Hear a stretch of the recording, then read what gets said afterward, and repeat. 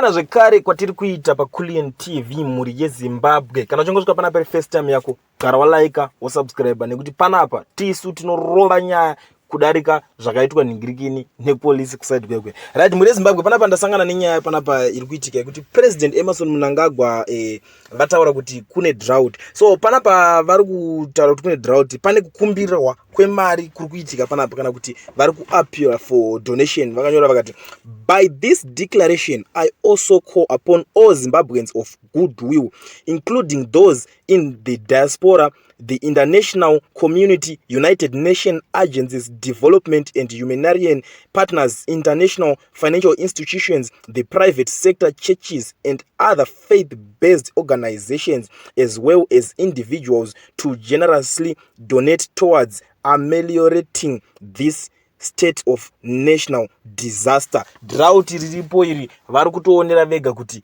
inzara kana kuti igore renzara, kuti tingataura katikati bozi kwanza pakanzi national disaster iri kutotaurwa iki kunzi kwakatsva kwakanikirina kuti zviri kungoreva kuti rino igore renzara, ndo matauriro ndo mashoko aripo panapa, ndo nyaya iripo. So panapa vakukumbira kuti vanokwanisa uyai munge muchidonata. Asiwo muri yeZimbabwe isusu neunyanzvi hwedu hwekufambira nekuongorora nyaya taona tikatarisawo imwe nyaya tikati nemapuwirwo ari kuitwa vanhu mota yakaya, dai zvichibvira program yekupuwa kwa vanhu mota yambomiswa paside, mari iyo yobva yaiswa muthat donation. Mota even kana vamwe vakapuwa mazibhenzi mazihombe hombe vanomadii mazibhenzi mugore renzara, ngavadzosere mazibhenzi iwayo timboseva malives, because umwe munhu anenge akatsvirwa nechibage haana plan, haaende kubasa, haana source of income, ari kuruzevha. Umwe munhu ari ngonakirwa nezibhenzi, unopedzera usina kana fuel yekuridira rara yekuchengetera huku zibhenzi iroro. Saka zvirinani mazibhenzi iwayo ombodzoswa otengeswa, pombotengwa chibage chakawanda chichitengwa, bosi chibage chinotengwa munyika dzakasiyana siyana, South Africa, Zambia kune dzimwe nyika. Chibage chimbopinda munyika